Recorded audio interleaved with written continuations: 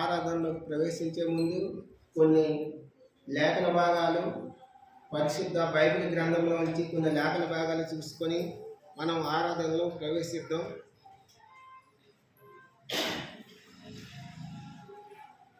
అపోస్తలుడైన పౌలు రోమీయులకు రాసిన పత్రిక, అపోస్తలుడైన పౌలు రోమీయులకు రాసిన పత్రిక 14వ అధ్యాయము 10వ వచనము అందరం కలిసి చదువుకుందాం. 14:10 పేజీ నంబరు 143, నూతన నిబంధనలో పేజీ నంబరు 143. అపోస్తలుడైన పౌలు రోమీయులకు రాసిన పత్రిక 14వ అధ్యాయము 10వ వచనము అందరం కలిసి చదువుకుందాం. అయితే పేజ్ నంబర్ 143 అందరం కలిసి గట్టిగా చదువుకుందాం. అయితే నీవు నీ సహోదరునికి తీర్పు తీర్చినేలా, నీ సహోదరుని ఒప్పనేలా అందరము దేవుని న్యాయపీఠం ఎదుట నిలుతుము. ఏమంటుందంటే అపోస్తలుడైన పౌలు రోమా సంఘానికి రాస్తూ, అయితే నీవు నీ సహోదరునికి తీర్పు తీర్చినేలా, మనము మన సహోదరుని తీర్పు తీర్చకూడదు అని బైబిల్ సెలవిస్తుంది.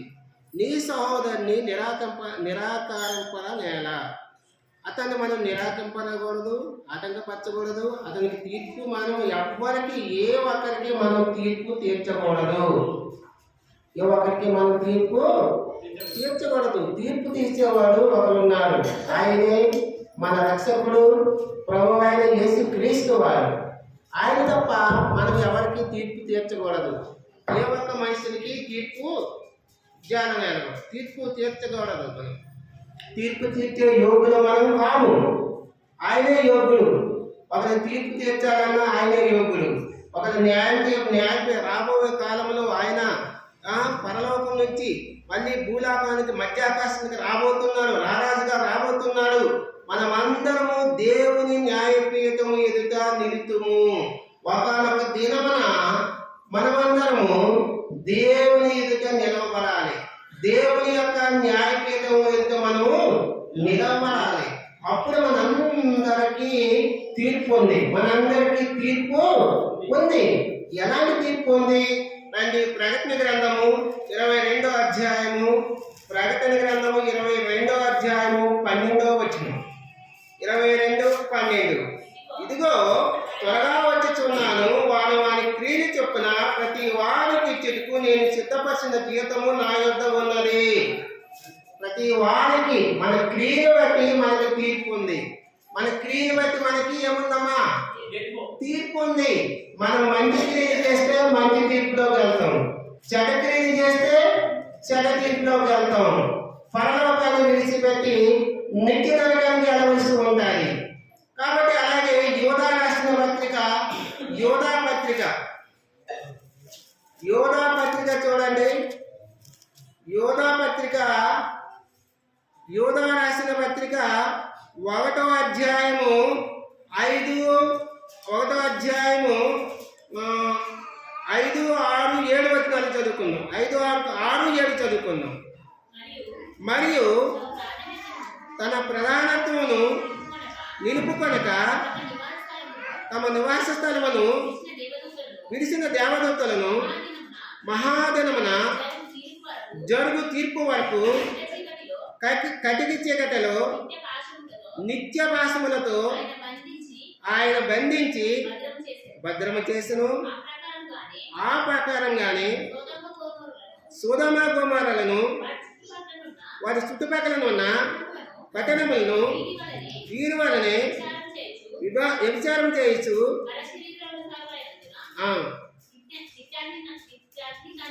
నిత్య అగ్నిదండన అనుభవించు. అయితే కటిక చీకట్లో ఎవరు బంధించబడి ఉన్నారు? సాతాన్ని దేవుడు కటిక చీకట్లో సంఖ్యల చేత బంధించాడు. అయితే ఈ సాతాను మన పైన అధికారం చేయాలని సలాయిస్తుంది. మనకి తీర్పు ఉంది. ఈ లోకంలో నరులుగా జన్మించిన ప్రతి ఒక్కరికి తీర్పు ఉంది. మనం దేవుని బిడ్డలుగా మనకు మందిరంలో వస్తూ దేవుని వాక్యం వింటూ వాక్యానుసారమైన జీవితం మనం జీవించకపోతే ఒకనొక దినమున ఆయన న్యాయపీఠం ఎదుట నిలబడినప్పుడు మనకు తీర్పులోకి వస్తాం. మనం తీర్పులోకి రాబోతున్నాం. అయితే మన అవసరం ఏంటంటే మానవుడికి ఎందుకు తీర్పు వస్తుంది? మానవుడికి తీర్పు ఎందుకు వస్తుంది? మానవుడికి తీర్పు దేని బట్టి వస్తుంది అనేది మన అవసరం. మానవుడికి తీర్పు ఎందుకు వస్తుంది? చిన్న ప్రార్థన చేసుకుందాం. దేవుని సహాయం కొరకు నడిపింపు కొరకు ప్రార్థన చేసుకుందాం. పరిశుద్ధుడా, ప్రేమ కలిగిన ప్రియ పరలోకపు తండ్రి, యేసయ్యా నీకు స్తోత్రాలు, వందనాలు, స్తుతులు చెల్లించుకుంటున్నాం ప్రభా. అవును తండ్రి, ఆ పరలోకమయమును వైభాగ్యాన్ని విడిచిపెట్టి ఈ లోకానికి వచ్చి మేము తీర్పులోకి రాకుండా ఉండడం కోసం ప్రభా, యేసయ్యా మమ్మల్ని తప్పించడం కోసం ప్రభా నువ్వు ప్రాణం పెట్టావు, తిరిగి లేసావు ప్రభా. నీకు వందనాలు, స్తోత్రాలు, స్తుతులు దేవా. ఇదిగో తండ్రి, ఆరాధన వర్తమానంలో ప్రవేశించే ముందు నీ సాయాన్ని కోరుకుంటూ నీ కృపను కోరుకుంటున్నాను. కింద కూర్చొని నీ ప్రజలైన బిడ్డలకి బోధించే యోగ్యత దేవా, జ్ఞానం లేనివని ఒప్పుకుంటున్నాను ప్రభా. సాయం చేయండి. నీ కృపను కుమ్మరించమని నీ సాయాన్ని కోరుకుంటూ నీ ఆత్మతో అభిషేకించమని దేవా. అయోగ్యమని ప్రభా, ధూళి లాంటి దుమ్ము లాంటి వాళ్ళని ఒప్పుకుంటూ నీ పాదాలు పట్టుకుంటూ నీ సాయాన్ని కోరుకుంటూ నీ అభిషేకాన్ని కోరుకుంటూ ఆది నుంచి చివరి వరకు నీ సన్నిధిని మాకు తోడుగా ఉంచి సాయం చేసి మహిమ పొందమని యేసుక్రీస్తు శాశ్వతమైన నామములో అడిగి బతిమలాడి వేడుకుంటున్నాం ప్రియ పరలోకపు తండ్రి.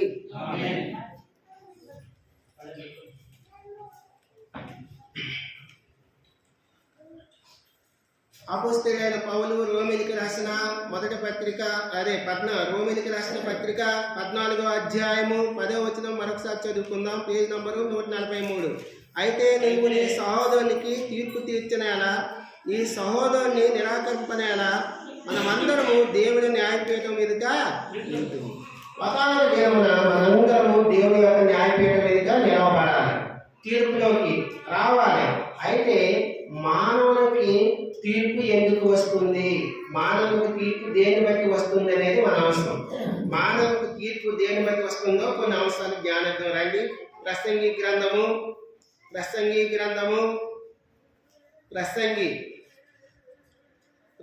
గ్రంథము 11వ అధ్యాయము 9వ వచనం.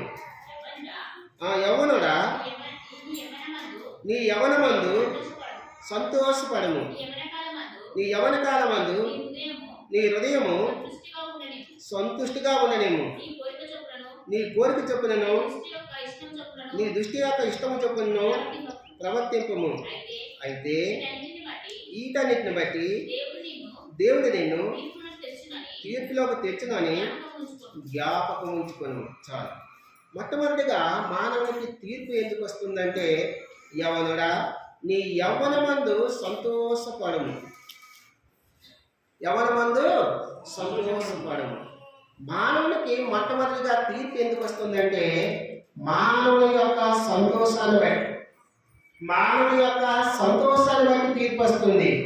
ప్రేమదేవుని వల్ల మానవుని యొక్క సంతోషాన్ని బట్టి మన తీర్పులోకి ఎడగొడుతున్నాం. మానవుని యొక్క మానవుని సంతోషం ఎక్కడ ఉంది? మానవునికి సంతోషం ఈ లోకంలో సంతోషం ఉంది. ఈ లోకానుసారమైన జీవితంలో సంతోషం ఉంది. ఈ లోకానుసారమైన జీవితంలో మానవుడు తనకు నచ్చినట్లు సంతోషిస్తున్నాడు. తినుచు తాగుతూ సంతోషిస్తూ ఉన్నాడు. ఈ లోకానుసారమైన సంతోషము మోసకరమైనది, వ్యర్థమైనది. ఈ లోకాల్లో సంతోషాన్ని బట్టి తీర్పులోకి రాబోతున్నాడు ఒకనొక దినమున. కాబట్టి మానవుడు దేని బట్టి సంతోషిస్తాడు? దేని బట్టి అంటే మానవుడు ఒక్కొక్క విధానంలో సంతోషిస్తాడు. ఒకరేమో సెల్ ఫోన్ బట్టి సంతోషిస్తాడు, ఒకరు సెల్ ఫోన్ జీవితాన్ని బట్టి సెల్ ఫోన్ లో ఆన్లైన్ గేమ్స్ ఆడుకుంటూ సంతోషించే వారుగా ఉంటారు.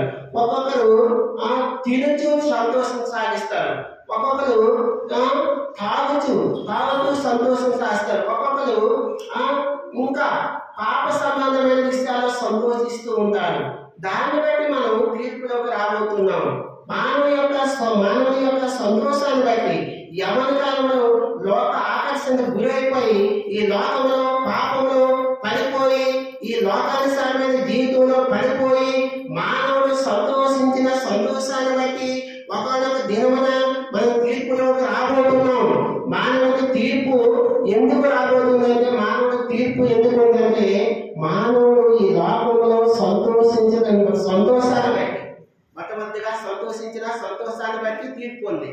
మనం ఈ లోకానుసారంగా పాపంలో జీవిస్తూ చెడ్డ కార్యాలు చేస్తూ అపవిత్రమైన కార్యాలు చేస్తూ మనం తినుతూ తాగుతూ ఇంకా సుఖిస్తూ అనేక వ్యసనాలకు బానిసలు అయిపోతూ సెల్ ఫోన్ లో బంధకాలుగా బంధించబడుతూ ఉన్నదాన్ని బట్టి అసాంఘికమైన కార్యాలు చూడటాన్ని బట్టి సంతోషాన్ని బట్టి మానవ యొక్క సంతోషాన్ని బట్టి మనకి తీర్పు రాబోతుంది.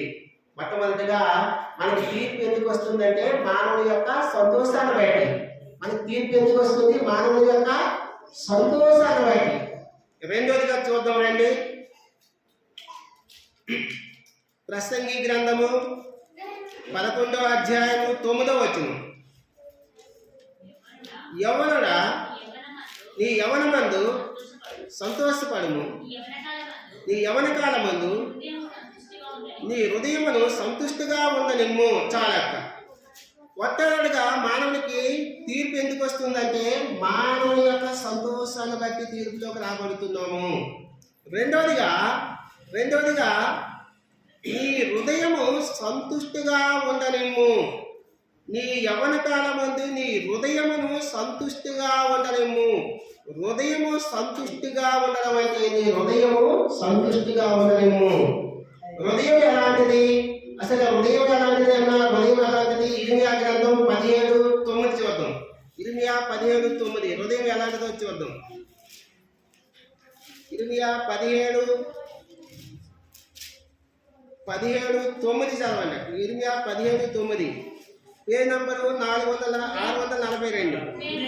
హృదయము అన్నిటికంటే మోసకరమైనది, అది ఘోరమైన వ్యాధి కలది, దాని గ్రహింపగలవాడెవడు. హృదయం అన్నిటికంటే ఎలాంటిది? మోసకరమైనది, ఘోరమైన వ్యాధి కలది, దాన్ని గ్రహింపగలవాడు ఎవడు లేడు.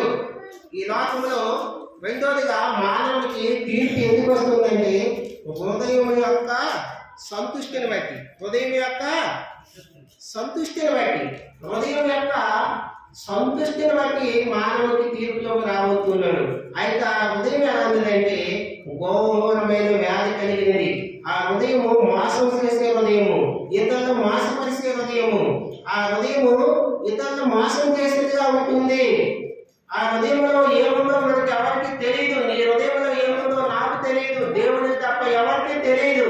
మోసకరమైన హృదయము, ఆ హృదయము ఘోరమైనది, ఆ హృదయము వ్యాధి కలిగింది, ఆ హృదయము కఠినమైన హృదయము, ఆ హృదయము జాలి లేని హృదయము. ఆ హృదయం యొక్క సంతుష్టిని బట్టి నీకు నాకు మనము తీర్పులోకి రాబోతున్నాం.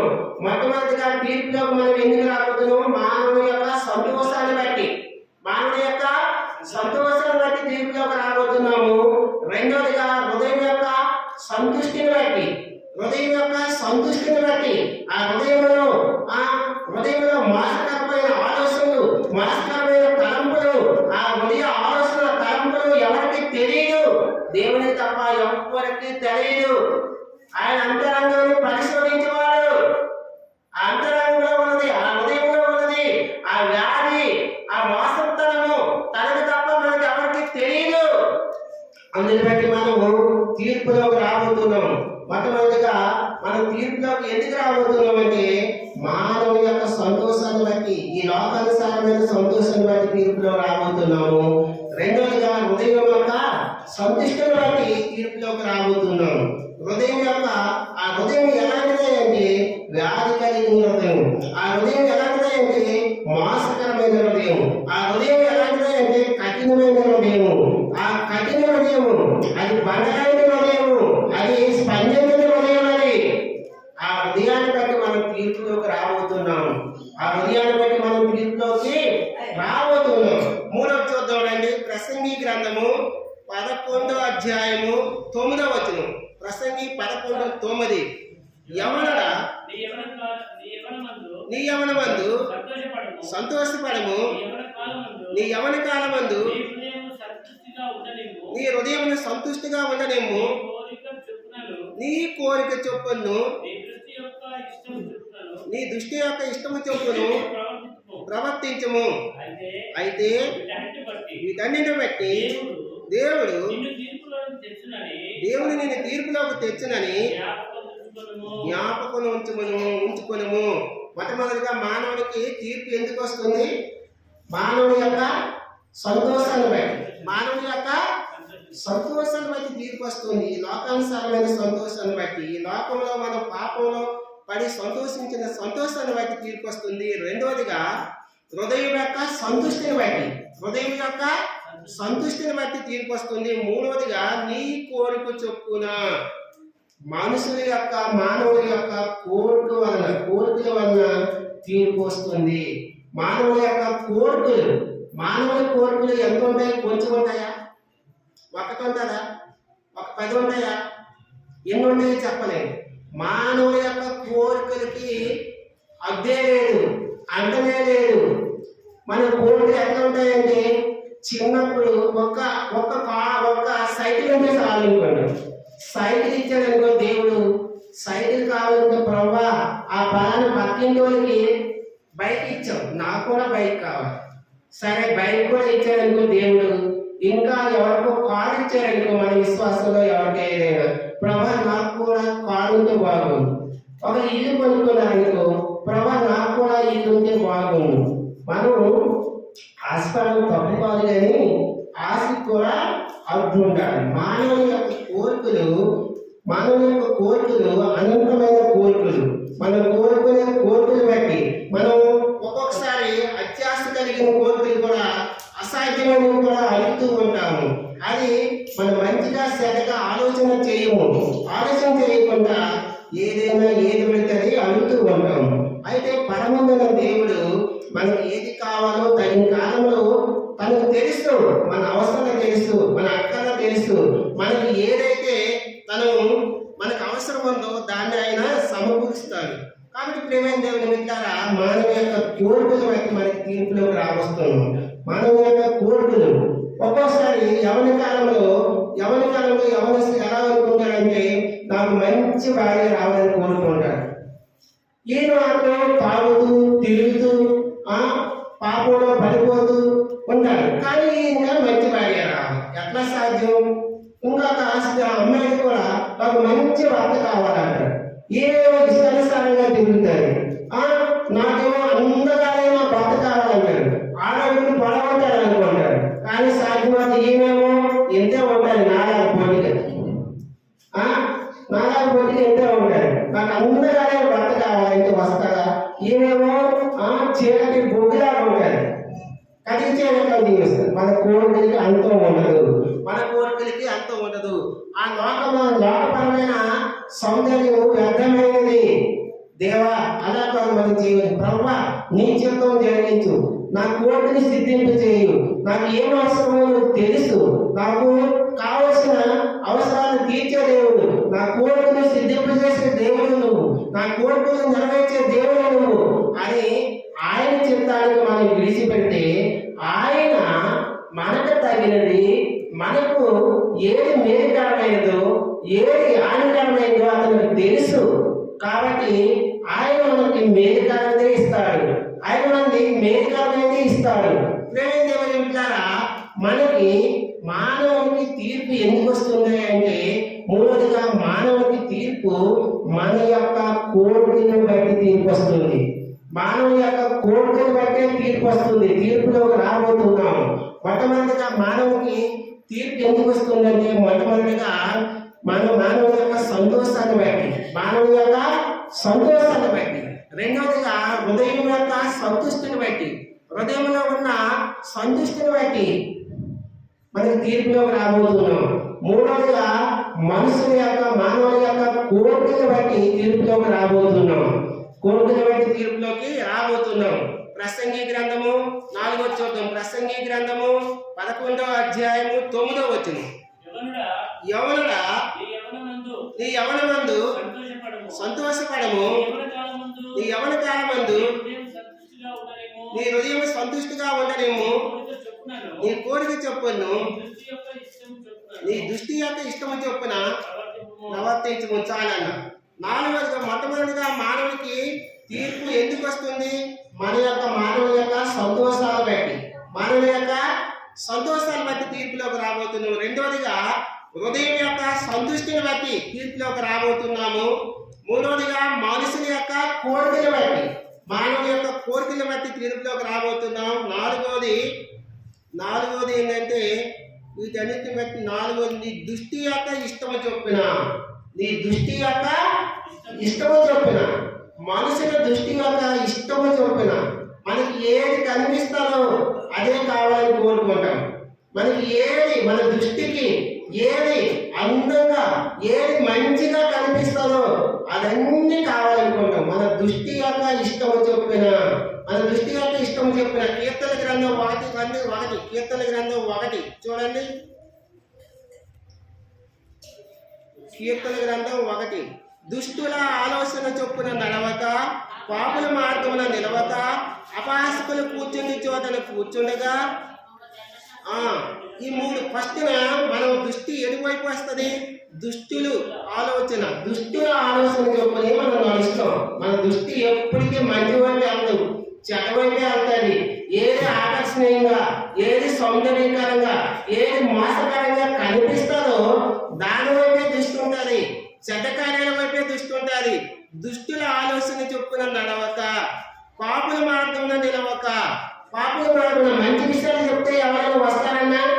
మంచి విషయాలు చెప్తే ఎవరు రారు. ఇదిగో మనము పలానా చోటుకు పోదాం, పలానా చోటుకు పోయి పలానా తాగొచ్చు, తినచ్చు, ఆనందం చేద్దాం, సంతోషంగా ఉండమంటే అనేక మంది వస్తారు.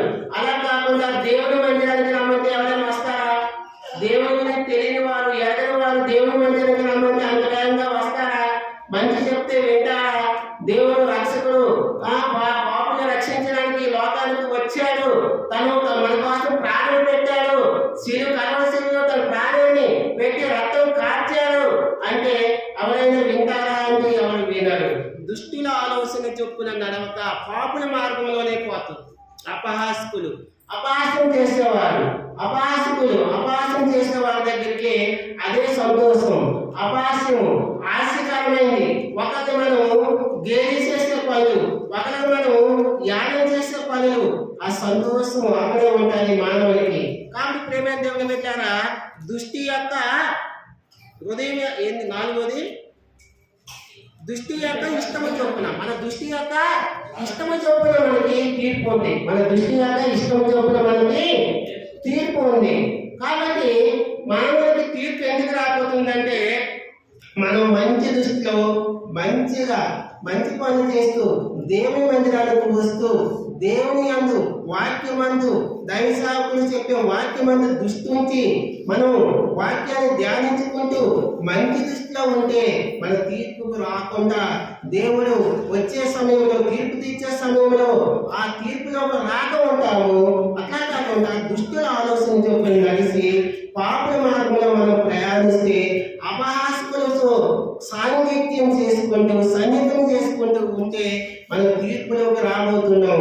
మానవునికి తీర్పు ఎందుకు వస్తుందంటే, దృష్టి యొక్క ఇష్టము చొప్పున నడుచుకోవడాన్ని బట్టి, మన కంటి దృష్టి యొక్క ఇష్టానుసారంగా మనం నేత్రాశలో పడిపోయి నడవడాన్ని బట్టి, పాపంలో పడిపోయి నడవడాన్ని బట్టి మనుషులకి తీర్పు వస్తుంది. దృష్టి యొక్క ఇష్టము చొప్పున మనం నడవడం ద్వారా మానవునికి తీర్పు ఉంది కాబట్టి తీర్పు వస్తుంది. మొట్టమొదటిగా మానవునికి తీర్పు ఎందుకు వస్తుందంటే, మానవుని యొక్క సంతోషాన్ని బట్టి తీర్పు వస్తుంది. రెండవదిగా హృదయం యొక్క సంతుష్టిని బట్టి తీర్పు వస్తుంది. మూడవదిగా మానవుని యొక్క కోరికల బట్టి తీర్పు వస్తుంది. నాలుగవదిగా దృష్టి యొక్క ఇష్టము చొప్పున నడవడాన్ని బట్టి, మన దృష్టి యొక్క ఇష్టము చొప్పున మనం నడుచుకోవడం వల్ల నేత్రము చూసిందల్లా కావాలనుకుంటుంది. నేత్రం ఏం చేస్తుంది? కనిపించిందల్లా కావాలనుకుంటుంది. ఆ నేత్రం యొక్క దృష్టిని బట్టి మనకు తీర్పు ఉంది. ఐదవదిగా చూద్దాం.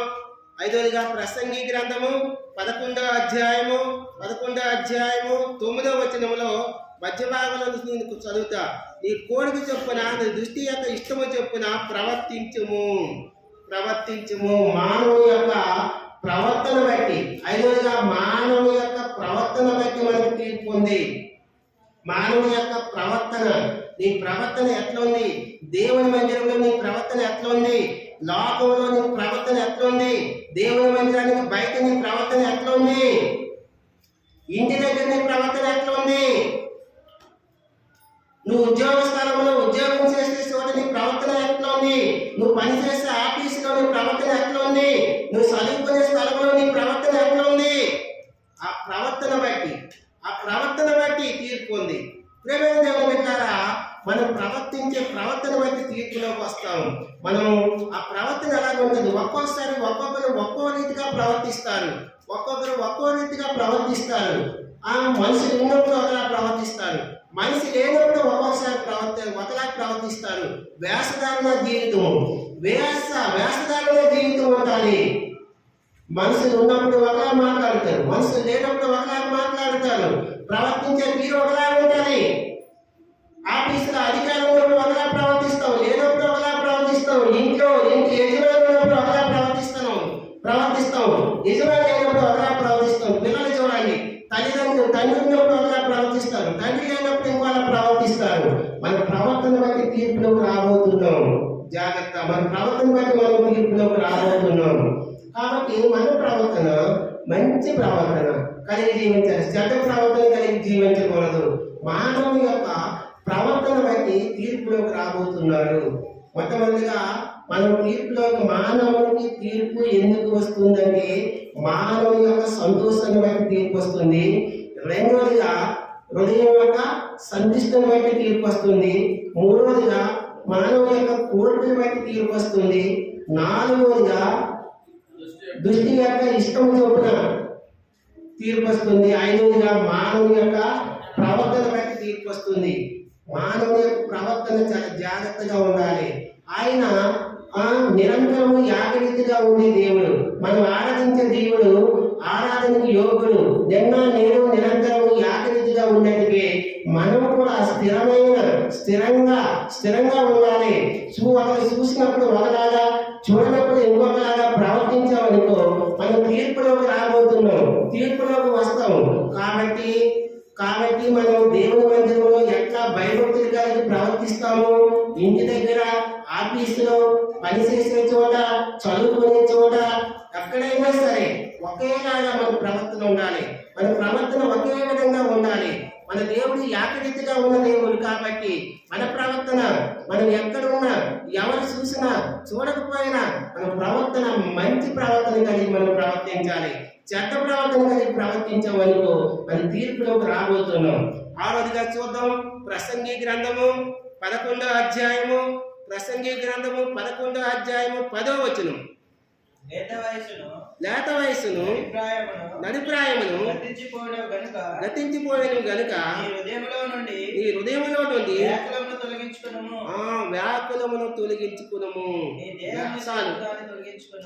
చాలు. వ్యాకులముతో బట్టి, హృదయములో ఉన్న వ్యాకులమును బట్టి. వ్యాకులము అంటే ఏంటి? వ్యాకులము అంటే ఒక విధమైన వేదన, ఒక విధమైన బాధ. హృదయంలో ఉన్న వ్యాకులమును బట్టి తీర్పులోకి వస్తున్నాం. హృదయంలో వేదన, బాధ, దుఃఖము, ఆవేదన ఇవన్నీ ఉన్నాయనుకో దాన్ని బట్టి మనం తీర్పులోకి వస్తున్నాం. దేవుని బిడ్డగా నువ్వు ఎంత కష్టాల్లో ఉన్నా, ఎంత నష్టాల్లో ఉన్నా, ఏ స్థితిలో ఉన్నా, దేవుడు నిన్ను తలగా నిలబెట్టినా, తోకగా నిలబెట్టినా, దేవుని యందు హృదయంలో సంతోషం ఉండాలి. దేవుని యందు హృదయంలో సంతోషించాలి. ఆ వ్యాకులము, వేదన, బాధ ఉండకూడదు. దేవుడు నన్ను సంతోషింపజేస్తాడనే విశ్వాసం కలిగి ఆ హృదయంలో ఉన్న వ్యాకులతను తొలగించుకోవాలి. ఆ బాధను, ఆ వేదనను, ఆ ఆవేశాన్ని, ఆ దుఃఖాన్ని, హృదయంలో ఉన్న వ్యాకులమంతా తీసివేసుకోవాలి. హృదయంలో ఉన్న వ్యాకులను బట్టి మనం తీర్పులోకి వస్తున్నాం. కాబట్టి మన హృదయంలో వ్యాకులం ఉండకూడదు, బాధ ఉండకూడదు, వేదన ఉండకూడదు, దుఃఖం ఉండకూడదు. ఎందుకంటే మనము ఆ వేదన, బాధ, దుఃఖము దేవుని రాజ్యంలో ప్రవేశించబోతున్నాము. ఆ పరలోక రాజ్యంలో వేదన లేదు, బాధ లేదు, కన్నీరు లేదు, దుఃఖం లేదు, ఆకలి లేదు, దప్పిక లేదు. ఎప్పుడు సంతోషం, ఎప్పుడు నెమ్మది, ఎప్పుడు సంతోషం, నెమ్మది, సమాధానము. దేవుని ఆరాధించాలి, దేవుని కనపరచాలి, దేవుని మయంపరచాలి. కాబట్టి ప్రియమైన దేవుని బిడ్డలారా, ఆ రోజుగా మనకి మానవునికి తీర్పు ఎందుకు వస్తుందంటే హృదయంలో ఉన్న వ్యాకులమును బట్టి దాన్ని మనం తొలగించుకోవాలి. ఏడవదిగా చూద్దాం రండి. ఏడవదిగా ప్రసంగి గ్రంథము 11వ అధ్యాయము 10వ వచనం. లేత వయసును నడిప్రాయంలో గతించిపోవును గనుక నీ హృదయంలో నుండి వ్యాకులమును తొలగించుకును, నీ దేహమును చెరుపుదాన్ని తొలగించుకును. దేహమును చెరిపేదాన్ని తొలగించుకోవాలి. దేహమును చెరుపుదాన్ని బట్టి తీర్పులోకి వస్తున్నాం. ఏడవదిగా దేహాన్ని చెరిపేది. దేహాన్ని ఏం చెరుపుతాయి? దేహాన్ని చెరిపేది అనేకం ఉంటాయి. దేహాన్ని ఏవే చెరుపుతాయి అన్నా? దేహాన్ని చెప్పేవి చాలా ఉంటాయి. దేహాన్ని 1, 2 కాదు. శరీర సంబంధ కార్యాలన్నీ దేహాన్ని చెరిపివేస్తాయి. గలతీయులకు రాసిన పత్రిక చూడండి ఒకసారి. గలతీయులకు రాసిన పత్రిక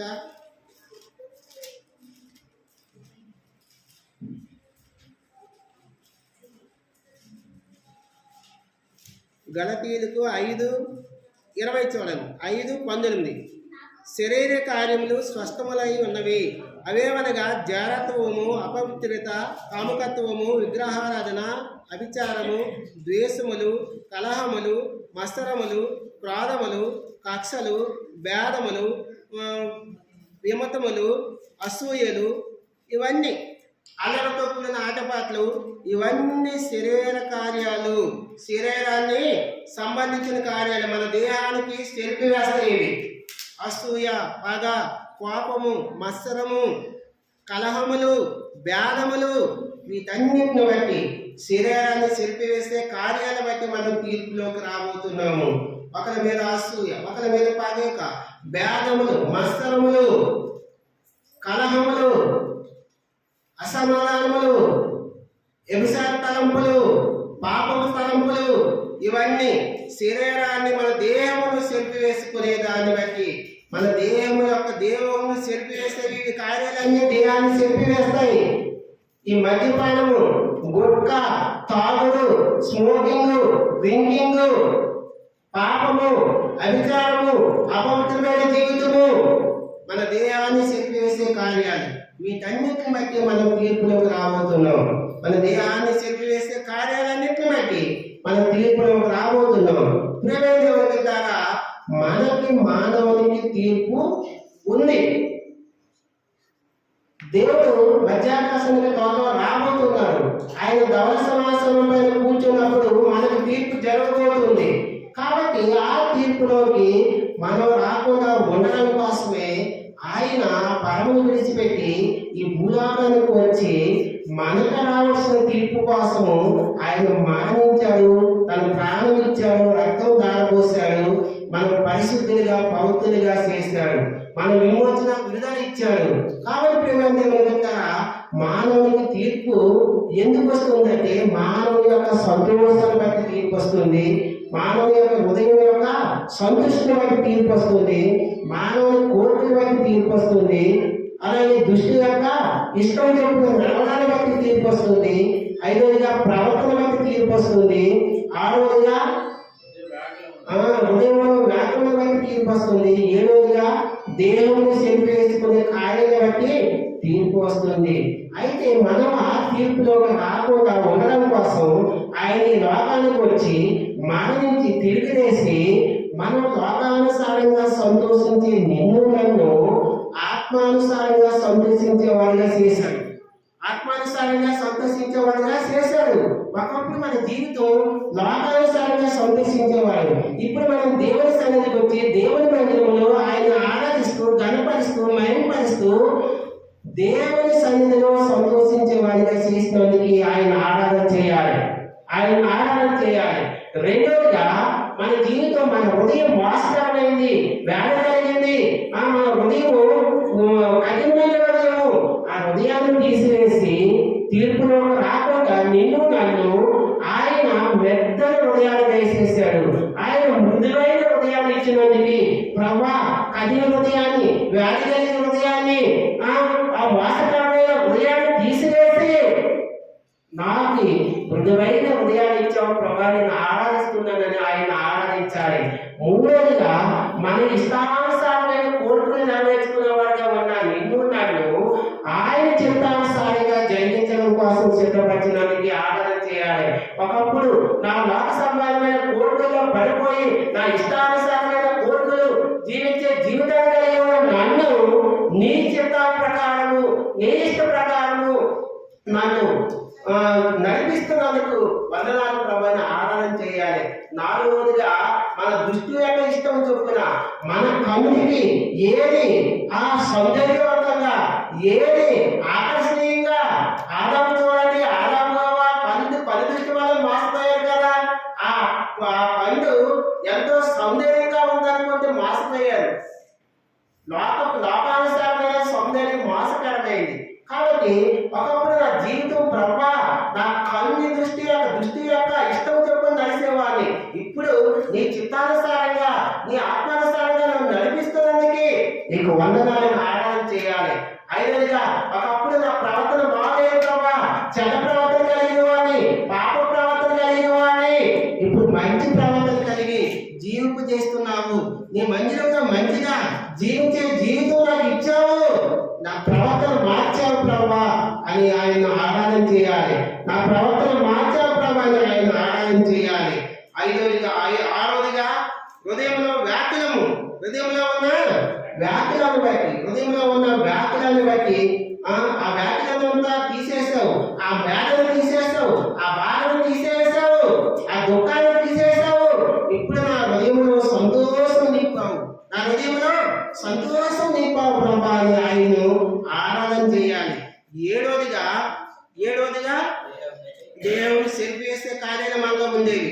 ఆ దేవుడు సెల్ఫీ వేసే కార్యాలన్నీ తీసేసి దేవుడు మనల్ని ఎలా నింపాలో తీసేది. రండి, ఎఫెసీయులకు రాసిన పత్రిక 5వ అధ్యాయము, ఎఫెసీయులకు రాసిన పత్రిక అపోస్తలుడైన పౌలు ఎఫెసీయులకు రాసిన పత్రిక 5వ అధ్యాయము 25-27 చూడండి. 5వ అధ్యాయము 25-27